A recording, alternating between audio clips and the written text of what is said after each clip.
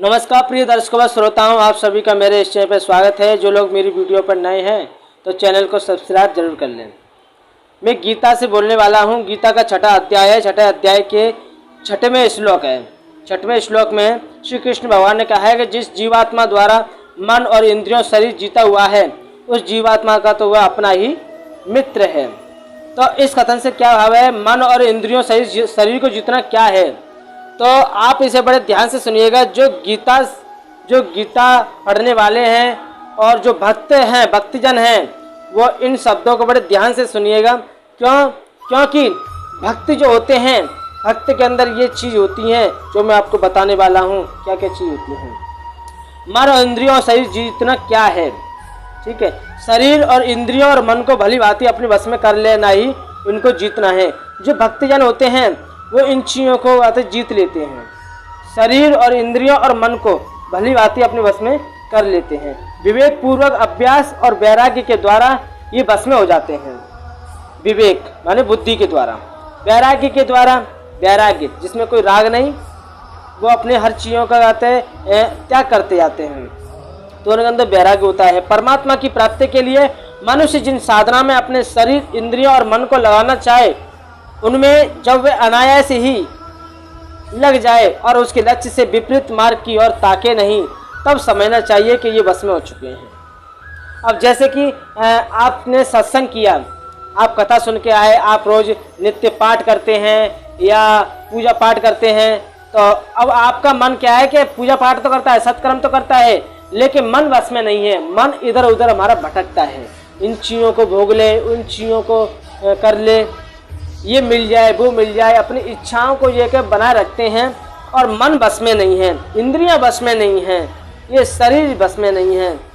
तो जब ये ताकता है इधर उधर तो ये बस में नहीं है, तो ये मनुष्य शरीर परमात्मा को प्राप्त नहीं कर सकता है। ये मनुष्य परमात्मा को प्राप्त नहीं कर सकता है। जिस मनुष्य के शरीर में इंद्रिय और मन में बस में हो जाते हैं, वे अनायास से ही संसार समुद्र से अपना उद्धार कर लेता है एवं परमात्मा स्वरूप और परमानंद स्वरूप प्राप्त करके कृतार्थ हो जाता है। इसीलिए वह स्वयं अपना मित्र है। और जिस शरीर, इंद्रिय और मन जीते हुए नहीं है, उसको अनात्मा कहने का क्या अभिप्राय है? शरीर और इंद्रिय और मन, इन सब का नाम आत्मा है। शरीर, इंद्रिय और मन, इन सब का नाम आत्मा है। ये सब जिसके अपने नहीं हैं, उच्छृंखल है, यथेच्छ विषयों में लगे रहते हैं, जो इन सबको अपने लक्ष्य से अनुकूल इच्छा अनुसार कल्याण के साधन में नहीं लगा सकता, वे अनात्मा है, आत्मवान नहीं है। और यहाँ पे बात बड़ी सुंदर है। शरीर, इंद्रियां और मन, इन सब का नाम आत्मा है।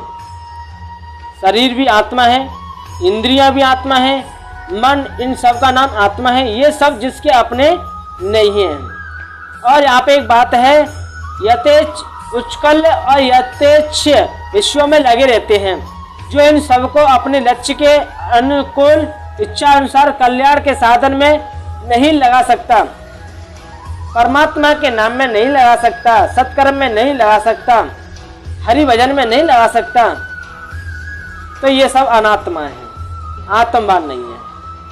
ये शरीर और इंद्रियां और मन ये किसके लिए है? ये परमात्मा के चिंतन के लिए, परमात्मा के चरणों के लिए, परमात्मा के गुणानुवादों के लिए, परमात्मा के हरि भजन के लिए।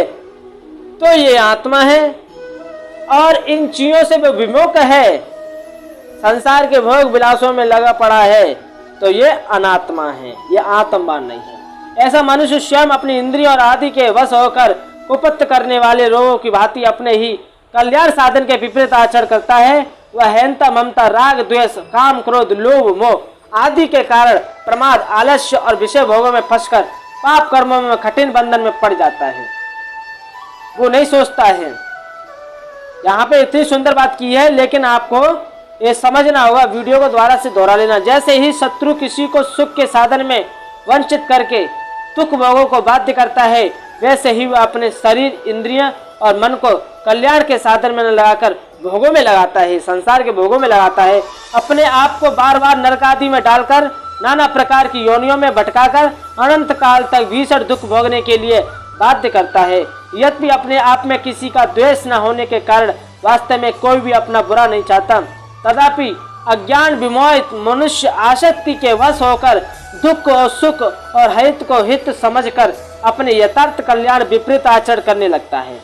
इसी बात को दिखलाने के लिए ऐसा कहा गया है कि वह शत्रु की भांति शत्रुता का आचरण करता है। जिसने मन और इंद्रियों सहित शरीर को जीत लिया है वह आप ही अपना मित्र क्यों है। इस बात को स्पष्ट करने के लिए अब शरीर और इंद्रिय मन रूप आत्मा को वश में करने का फल बतलाते हैं। तो मेरे प्यारे श्रोताओं भक्तजनों, मैं आपको यही बताना चाहता हूँ कि शरीर, इंद्रिय और मन, इनको ज़्यादातर प्रभु के चरणों में लगाया जाए, प्रभु के गुणानुवादों में लगाया जाए। और जब ये मन ऐसा हो जाए और इंद्रियां ऐसे हो जाएं, ये शरीर ऐसा हो जाए कि संसार के भोग विलासों की तरफ ये ताके भी नहीं, झाके भी नहीं, उनसे कोई मतलब नहीं, उसमें कोई राग नहीं, कोई द्वेष नहीं, सिर्फ परमात्मा का ही एक ही राग होना चाहिए, सिर्फ परमात्मा का ही चिंतन, परमात्मा का हरि भजन, गुणानुवादों का हर समय यही बस होना चाहिए और कोई राग नहीं होना चाहिए। तब ये आत्मा मानी जाएंगी, शरीर भी, इंद्रियां भी, सब मन ही आत्मा मानी जाएंगी। और नहीं तो इस संसार के भोग विलासों में मन और इंद्रियां, ये शरीर लगा रहेगा तो ये आत्मवान नहीं है, ये अनात्मा कहलाएंगी। तो इसीलिए आप संसार के जो दुख हैं उन दुखों में आप फिर से पड़ जाएंगे। इसीलिए इस दुख से निवृत्त होने के लिए इस चक्र को हमें समझना होगा, जन्म और मरण से हमें दूर होना गए। तो इसीलिए मेरे प्यारे श्रोताओं भक्तजनों, आप लोगों को हमारी वीडियो कैसी लगी कमेंट बॉक्स में बताएं। जय श्री कृष्ण।